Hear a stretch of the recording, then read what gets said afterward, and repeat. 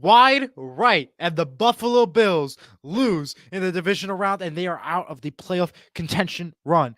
But don't worry, the 12th Horseshoe podcast, when we make our kicks, we go right down the middle, always scoring with the latest news, breakdowns, reactions, picks, and more. This is the 12th Horseshoe podcast, live on Surge Sports.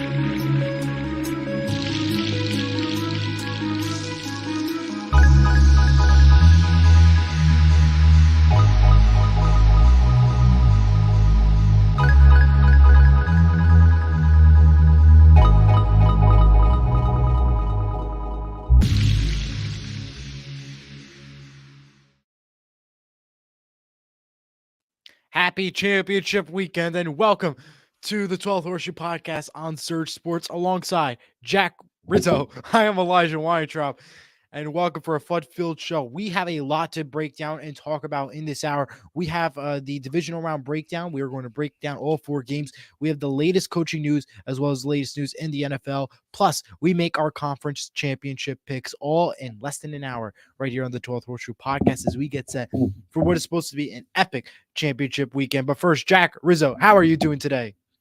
Doing pretty good, just getting ready for some conference championship. I can't believe that there's only 3 games left before the offseason, Yeah, pretty sad. Got to shift into offseason mode. I mean, we're going to stay strong here on the 12th Horseshoe podcast. We're going to keep this thing running, but absolutely, in terms of the actual games, it's almost over. I can't believe it. It is the saddest thing that you could ever ask for, but don't worry, we have plenty to cover about. Before we get to the coaching news, is the latest news and all that fun stuff, let us get to the breakdown of the 4 games from the divisional round.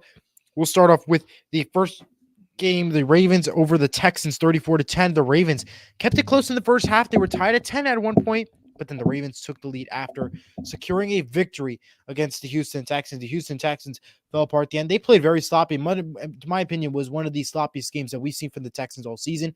However, it was a phenomenal run for the Texans, and this is just the beginning because they will go extremely far come time next year, and they've absolutely deserved it. The Ravens will now be home to host the Kansas City Chiefs this weekend in the AFC Championship over on CBS. We'll get to that later. But first, Jack, what are your thoughts on this game? Yeah, I mean, this is a great game. I know. I mean, you did get the pick wrong, Eli, but I respect you though for picking the Texans, for having them, win. Having them winning this game. However, the Ravens were just simply too much, and this is not too surprising. It was a tie game at halftime, but the Ravens just absolutely dominated this game in the second half. Lamar Jackson, 4 total touchdowns in the win. The Ravens defense, they did not have any takeaways. I don't believe they had any sacks, but they didn't allow a single touchdown to that Texans team. In 8 quarters played against CJ Stroud, they have allowed 0 touchdowns. So that just shows how great the Ravens defense is and how good Mike McDonald is, their defensive coordinator. And the Ravens, they made some great adjustments in the second half. This is a team that, the Ravens, they had struggled to win, in the divisional round. They had lost 3 in a row. They had not made it past the divisional round since 2012. It's a huge milestone. Lamar though is just something else, and I think he has to be the MVP this year. Could even be a unanimous MVP if I'm being honest. But the Ravens snapped their streak, and the Texans still have never won a road playoff game in their history. It is horrible. The streak continues, but hey, nothing to be ashamed of here if you're a Texans. That was a fantastic run. Completely exceeded your expectations. You have a Absolutely. very bright future. Now, if you lose. Now, potentially losing your offensive coordinator, Bobby Slowick, could be a huge loss, but the future is very bright with CJ Stroud and D'Amico Ryan. So hats off to the Texans for a great season. Should be a fun rivalry with the Colts and the Texans for years to come. And checking in from the Colts house, here we go. And we have a fun show ahead. So thank you again, Colts house, for joining us today. And for anybody who's watching, feel free to comment on anything that we've mentioned or said, or if you just want to say hello. And I got it right, by the way. You got it right. I got it wrong. Whatever, yeah. Jack. Next game on the list. That was actually a very close game. The 49ers over the Packers 24-21. The 49ers played a sloppy, especially with some of their players out and injured. They still took the victory, however, with the offense and defense carrying through, specifically the defense, as the Packers and Jordan Love threw an interception, costing the game pretty much. And that was a bad throw.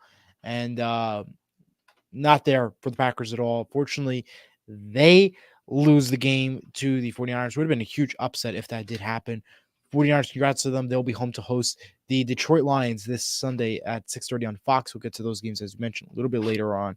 But regards to our pick, we both got this right, and we had it for a lock of the week, so we were correct on that end. Not really a safe lock, though. It was very close. Very risky lock, but yeah. So what are your thoughts on this, Jack?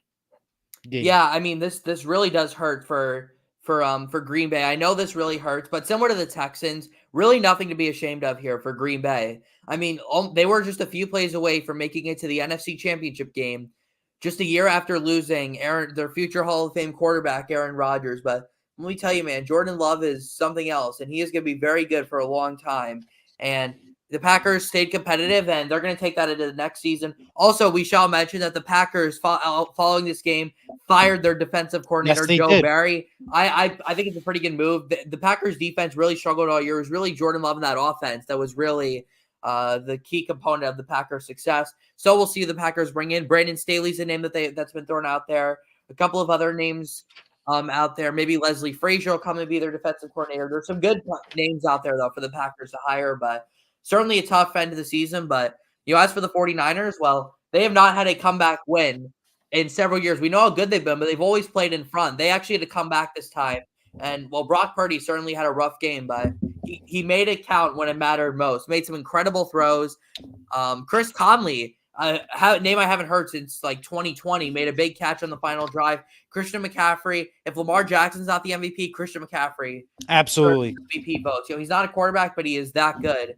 And this was definitely, maybe, if you want to say it was the best. I mean, you could say Kansas City and Buffalo was the best game, but I don't know. In my opinion, that word is the second best. I actually think this game was the best game, though. I really thought it was that great of a game, and similar to Buffalo and Kansas City, the game was decided by a missed field goal in the fourth quarter. Well, we'll get to that game in a little bit, but I just want to say in regards to that 49ers game, that was a fantastic game. But I think nothing beats that Buffalo game because there was a chance that game was heading to overtime. But unfortunately, there's a chance that this game was heading to overtime too. That's true. But I think Kansas City and Buffalo has that bigger rivalry come playoff time. So I think that's the whole difference. But yeah, absolutely. That was a very good game. But we'll get to that stuff in a little bit in regards to ratings. I'll have all the ratings for you after we get to the game breakdowns. Next game on the list, a very good game. The Lions over the Buccaneers, 31-23. I actually had for my score 31-24. So I was off by 1 point with the Buccaneers, sadly, but we both got this pick right. So that is some epic news to hear. The Lions won. They did great. They look hot, and they look to be the team to beat in the NFC. The Buccaneers did play a close game, but couldn't fully execute what was needed to be asked there. But hey, 23 points is a fantastic run. They had opportunities, just couldn't execute it well. It was a loud house in Detroit, so it gives different pressure from Buccaneers. And as the one reporter mentioned from the Buccaneers side, how do you feel about playing outdoors? And I think they still got that wrong about that one. But yeah, fantastic game though. Lions took the victory. Jack, go ahead. Yeah, again, similar to Houston and Green Bay, nothing to be ashamed of here for Tampa Bay. I had them winning 4 games this year, and they almost went to the NFC Championship game. Baker Mayfield absolutely deserves to be extended by the Bucs and to come back. They also have to bring Mike Evans back as a free agent. Antoine Winfield's a free agent. There's a lot of big free agents that the Bucs have, and they don't have a lot of cap space, but they got to try to bring a lot of these guys back because in a weak division, they definitely have the opportunity to compete. I will say, well, this was a pretty devastating loss for Tampa Bay. The bigger loss they had might be their offensive coordinator, Dave Canales, who has since left to take on a head coaching job, but we'll get to that in just a little bit. But as for the Lions, I mean, Jared Goff is it's so cool to see him being loved by the Lions fans because I feel like a lot of Lions fans didn't really like him the first few years he was there. And now the whole franchise is behind him. We all thought that Jared Goff would be a bridge quarterback for the next quarterback of the future in Detroit. It turns out Jared Goff is the quarterback of the future in Detroit. And Dan Campbell absolutely should be the coach of the year. Sorry, DeMeco Ryans, but it has to go to Dan Campbell. The Lions haven't been in the NFC Championship game since 1991. And they have not won the NFL championship since 1957. So it's incredible what Brad Holmes, Chris Spielman, and Sheila Ford-Hamp have all done there. They have really changed the culture there in Detroit, and I'm so incredibly happy for them and their fans and the city. The city of Detroit has not really had it well the last, in the 21st century. They haven't really had it well since the Red Wings won it all in 2008, which was 15 years ago now. But, the Lions are represented. They're not only representing Detroit, they're representing the state of Michigan in this NFC Championship game. But speaking of Michigan, it's been a good month for them, Eli. Michigan won their national Yes, they championship, did. and the Lions are in the championship game. So And they good could be times going right far now. in Yeah, Detroit good and times Michigan. right now in the state of Michigan. Yes. But And also let's go some to the news. next game. The tight end Zach Ertz is signing with the Hurts, yeah. Lions. Yes, he is a three-time Pro Bowler, and there is a possibility that he could play in the NFC Championship. So that's something to keep in mind about and watching out for. I think again the game of the week, in my opinion, Chiefs over the Bills, 27-24. Wide right, Jim Nance with that incredible play call of wide right, and the memes were hilarious. I think we had memes on Twitter on X that we saw was from a wide right missing Cancun, which was the hideout destination. So if you've been following this whole Cancun stuff, it's hilarious. And then yeah, I thought that was hilarious. But the Bills lose on a game tying kick, and that's how the season ends for them. A bad fake punt attempt, bad play calls, easy catches for Stephon Diggs that he usually does catch, unable to secure the deal. And we have a comment from Colt's house. Let's go of I think he's talking to you, Eli. okay. All right. Okay. Okay. All right. Well, the Chiefs, on the other hand, won, and they did it with a crazy win and a credible fan base, and Taylor Swift, of course, securing the deal as well. What a win for the Chiefs, and they're off to go far. And Jack, I'll head to you. What are your thoughts on this crazy game? Man, history repeats itself for the Bills. 33 years after wide right, it happened again in a playoff game. But I mean, are we really that surprised? The Bills are just, this is just what we have to expect from them now. They're just never going to be good in the playoffs. They're never going to be good ever again. And they suck. Bills, you suck. You really do. All right. I mean, I can't even say I'm disappointed anymore because I'm just like, it's just what we expect. Like, I don't even think the Bills fans are disappointed anymore because this is just what we expect. And maybe Sean McDermott, maybe they should fire Sean McDermott if they're not going to get far. They have had Super Bowl aspirations for the last 4 years and they have done nothing with it. So, I'm mad at the Bills and I'm not even a Bills fan. So Yeah. take that as you will, Buffalo. But hey, for Kansas City, I mean, their offense has really crawled through this season. But hey, Patrick Mahomes picked the perfect time to have his best game of the season. The Chiefs receivers finally learned how to catch the football. Travis Kelce, 2 touchdowns. And yeah, it was a great game. And Patrick Mahomes still owns the Bills even in Buffalo when he plays them. And Travis Kelce scoring 2 touchdowns in front of his wife. So congratulations. And his brother. Oh, That was a yeah. different argument for a different day. Come from Cold's house. Great show. I promoted you, gentlemen. Would love some takes on available free agents to possibly pick up playoffs. I got Ravens Lions with a Lamar chip. Well, appreciate it, Colts. How thank you. When you say free agents to pick up, do you mean free agents specifically for the Colts or for the NFL? Because we can cover both of those if you would like. But all right, so that's it for our playoff runs. Now, Let's go to the news. Before we preview the championships, yes, we have to get to the coaching firings, the coaching hirings, news, and all that fun stuff. I believe there's 4 new ones this past week. But before we get to that, we have some regular news. Just want to let you know with the ratings. CBS and the Chiefs Bills took home the week for the ratings with 50 million views, coming in second place. In second place, you thought it was the 49ers game? Nope, it was the Buccaneers Lions with 40.4 million on NBC. Okay, Eli, but hang on. Okay. That doesn't matter because listen, Patrick Mahomes and Josh Allen are way more popular and well-known around the world than Jordan Love and Brock Purdy were. However, in my humble opinion, the 49ers and Packers was just a way better game, in my opinion. Because the Chiefs and Bills have already had games that are better than the one they played last Sunday. Yes. So Packers 49ers came in third place with 37.5 million, and Texans Ravens on ABC and ESPN landed with 31 million views. The order of games in which it started. What about Lions Bucks? You never said Lions Bucks. That was second place, 48.4. Oh, okay. Oh, wait, we have another comment here from Colts House. Just the Colts, no other teams exist. I agree with you, my friend. So once we finish this news, I'll give you some free agents that I want the Colts to pick up. Okay, so the Dolphins let go of Vic Fangio. Fangio, thank you. Oh, that was a horrible decision. I don't know what they were thinking. Parted ways, horrible decision. As we mentioned, Jack mentioned previously about Joe Barry not returning for the Packers. You said it was a great choice, and I think I have to agree. We'll see what happens this offseason. Jim Harbaugh, he goes back to the NFL, But on the AFC side of things, it's the LA Chargers. The first new head coaching hiring. And he is a That's national Adam champion House. too. Yep. Yeah. Well, we have to break that down. We can't just keep going, Eli. We got to break down Okay. each of the So coaches individually. so talk about Jim Harbaugh. Man, I get excited when talking about Jim Harbaugh. This is one of my favorite personalities in all of football. He is so energetic. He is a leader. I mean, he was pretty much like forced out of San Francisco after 2014. But I mean, this guy is no joke. He took them to 3 straight NFC Championship games. And, kind of when they were in a rebuilding stage, but he took them to the NFC Championship game 3 straight years. He's done great things in Michigan, just won a national championship.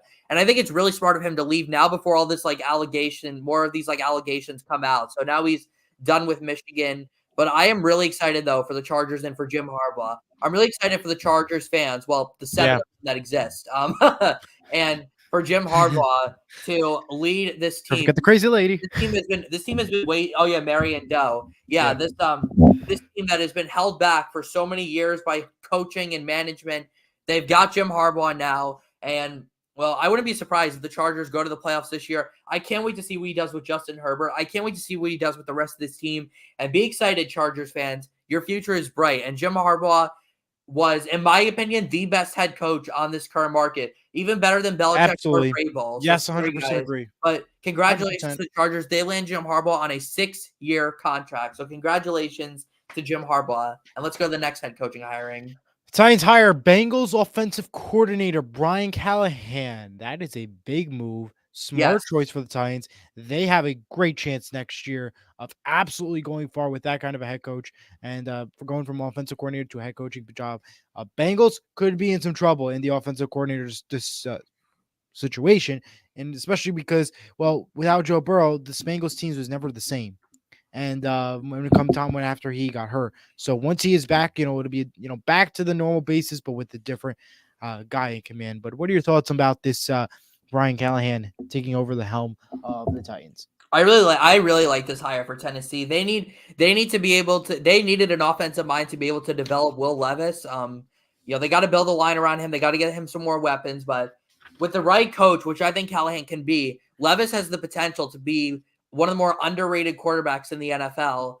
And I like this hire for Tennessee. I don't know if they should have gotten rid of Mike Vrabel. Maybe they should have brought in a really good offensive coordinator to develop Will Levis. 100%, yep. But I like this hire though. I don't know about Tennessee next year though, because you have the Colts, you have the Texans, and you still have the Jaguars. So the division is going to be pretty competitive now, but we'll see what happens with the Titans, but too early to decide though. But I like the hire though. Could be kind of like a Shane Steichen last year when he was with the Colts. Correct. We'll get to that in a few minutes. I think that's a great choice for the Titans. And like I said, loaded division. Yeah, the Texans, the Colts, who are now doing good, and now we'll get back Anthony Richardson. Yes, he's debatable character. Again, we have not seen him fully enough, so we can't say any much. But I would not be surprised he'll become a debatable character of who's the best out there in the South, which I think will still be C.J. Stroud. But it's going to be AR. AR owned the Texans when he played them the first time. The Carolina Panthers have hired Dan Morgan as president of football operations and general manager.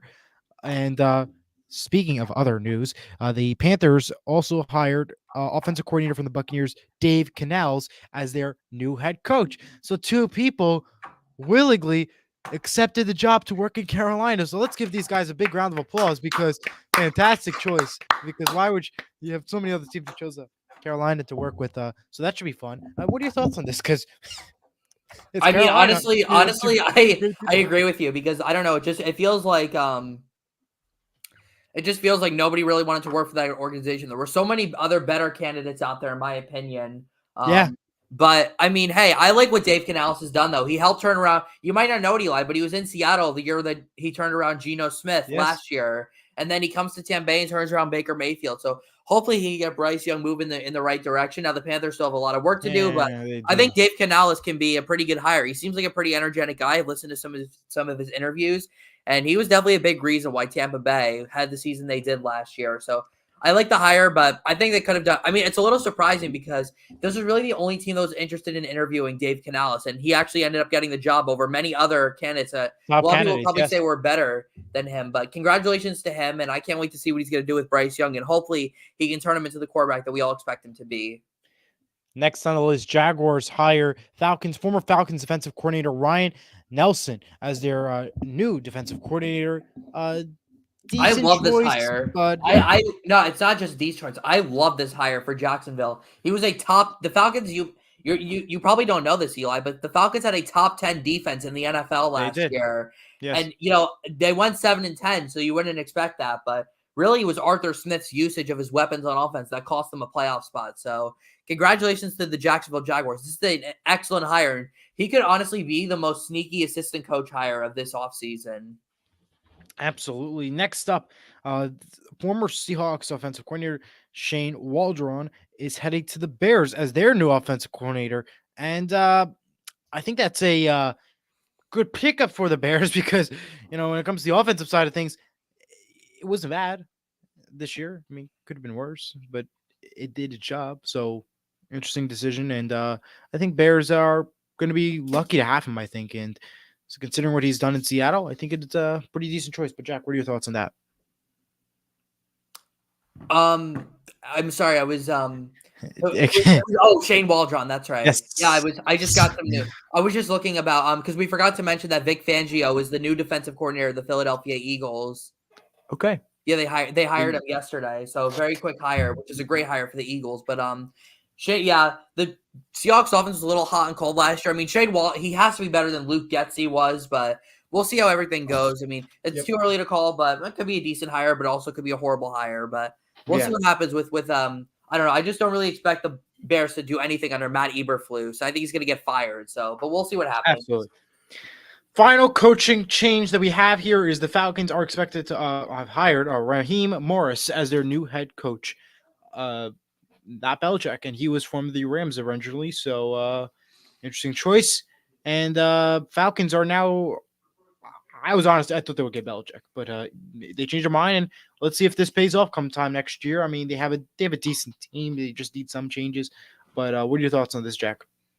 This might be my favorite hire of this coaching cycle so far. I wanted Raheem Morris to come to the Colts last year, but we ended up getting Steichen, but I'm not complaining now. But this guy is Yeah. a leader of men.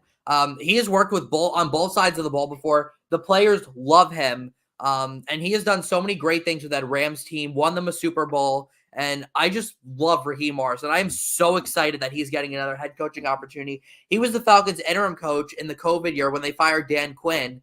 But I love this hiring though for the Atlanta Falcons, and I know the fans are disappointed they didn't get Belichick or Vrabel, but trust me, Raheem Morris is going to do some great things. Yeah.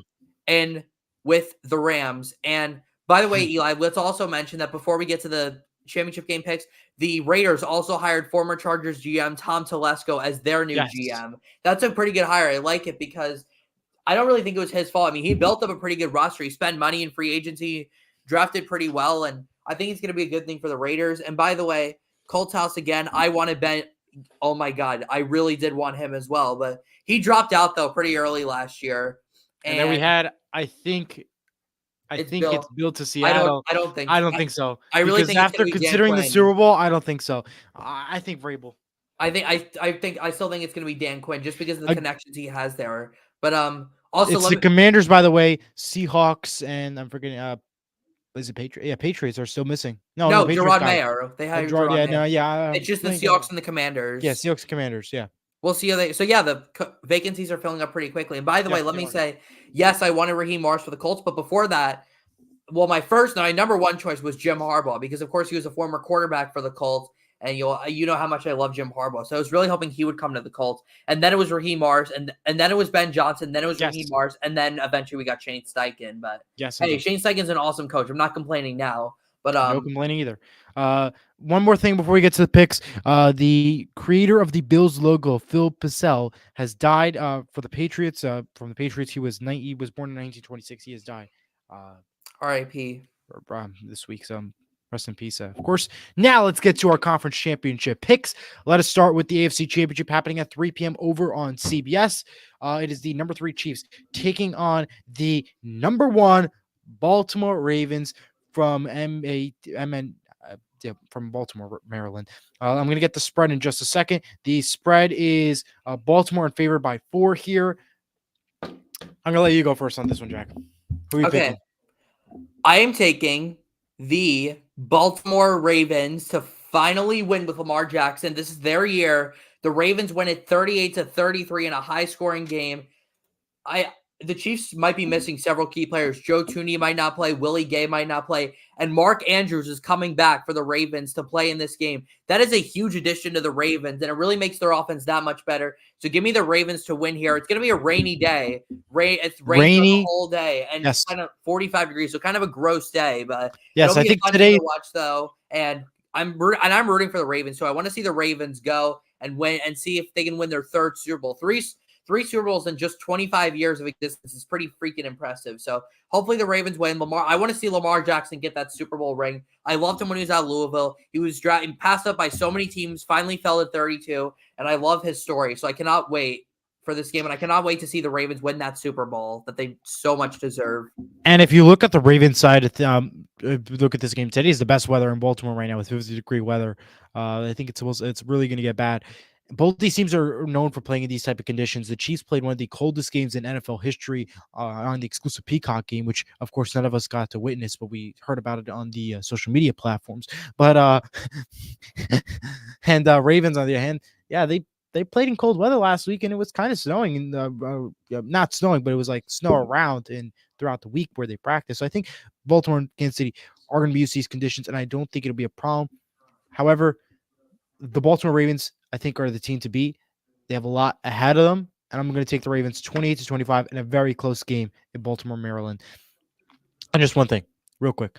The logo is going to be correct for one team, and at least because if the Chiefs or the 49ers win, the red in the logo is right, or if the Ravens win, purple is in the logo, and that's right. So at least one of the colors is right in the logo for sure. But we just don't know which one it is. It's more than likely red, though. Not sure about the purple part. We'll find out, though. The number 3 Lions take on the number 1 49ers in the NFC Championship, 6:30 p.m. on Fox. San Francisco is in favor by 7.5. Jack, give us your pick. Give me. All right, you see that photo in the background, right? That was 15 years ago now with the Giants pulling off that miracle against the Patriots. Unfortunately, though, I don't see a miracle here. I'm so sorry, Lions fans. I love you guys so much, but I'm taking the 49ers 28-24 to go to the Super Bowl. The logo is red and purple, so that's what the script is saying. Ravens, 49ers. It doesn't matter, Jack. There's always one of the colors is right. The other one maybe is going to be wrong. One of them is guaranteed to be right. It's not what the logo says. Give me the Detroit Lions. And 26-24. I know I said it throughout this podcast that I'm going to eat my words, that the Detroit Lions are not going to go far. But the way they played against these past few teams in this playoff round, in the regular season, they're a team to beat. And with the 49ers dealing with some injuries and not the healthiest player status, I think this gives the Lions the best advantage. So give me the Detroit Lions to win 26-24. And wow, do we have a great weekend ahead of us. And of course, it started for me this morning when the New Jersey Devils announced their Stadium Series jerseys, as well as for you with what's the team I'm forgetting? The Rangers. Yeah, forget about that team. But that will do it for us. Wait, we spell that comment again. Yes, I have to honor Colts House's request of who do I think the Colts should sign in free agency. There's quite a few players that I would like. We need to upgrade the secondary. Jalen Johnson, L'Jarius Sneed, Antoine Winfield, all big pieces there. God forbid we don't re-sign Michael Pittman, which I probably would cry if we don't. But if God forbid we don't, then Mike Evans or T. Higgins for sure. Could use some offensive line depth as well. If you want to sign an edge, somebody like Daniil Hunter or Brian Burns would be a good fit. We'll see about bringing back some other players. I feel like Grover Stewart's a big guy to bring back. Julian Blackmon, not sold on because he's had some injuries. But Kenny Moore, we got to bring back. I think another team is going to go out and pay Gardner Minshew. Like I can see like the Denver Broncos or the Patriots if they want to tank this year, go get Gardner Minshew. So those are my picks, though. We also could see some trades, though, but I really hope the Colts are aggressive, though. I think this is a make or break year for Chris Ballard and the Colts. So I really want to see them make some big moves, and they should make some big moves in the draft too. But I want to see them be aggressive in free agency. But now we can wrap it up, Eli. Okay. Well, this is a fun conference championship weekend ahead of us. One more programming note: we only have one show next week. Yes. And that will be to break down the conference championship games and whatever news we get. That will happen on Tuesday. That's it for the week. We'll be back on either Wednesday, Thursday, or Friday the following week to preview Super Bowl 58, and then one more to conclude everything. And then we'll be off maybe every other week or every Thursday to come. So we'll just keep you posted in regards to that schedule. But that is for what we're expecting for the next 2 weeks at least. I can't believe the season's coming to an end. I'm so sad. I'm devastated, especially that this is the last official, technically it's the last official week of football if you don't count the Super Bowl. But that's gonna do it, everyone. Thank you. We so have much a comment. Hold on. Yep. Not sold on Blackman and Moore. Saints. Okay. Yeah, I agree with that. Michigan too. And Jay Buller could replace. Great show, gentlemen. Thank you, Colt House. Appreciate it. But that's gonna do it for our episode. Go Devils. Go Seahawks. Good night. Bye. See you next week.